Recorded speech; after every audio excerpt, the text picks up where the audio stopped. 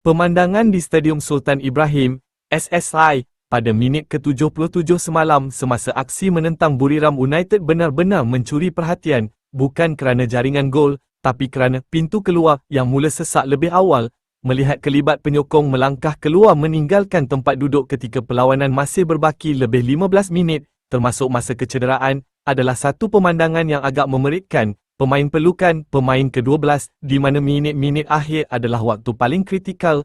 Di situlah mentaliti diuji, apabila pemain memandang ke kerusi penyokong dan melihat kerusi mula kosong, semangat itu boleh luntur. Sejarah bola sepak dah buktikan banyak kali, magis selalunya berlaku pada saat-saat akhir. Menjadi penyokong bukan hanya waktu pasukan sedang mendahului atau menang besar, tapi lebih bermakna ketika pasukan sedang bergelut mencari rentak.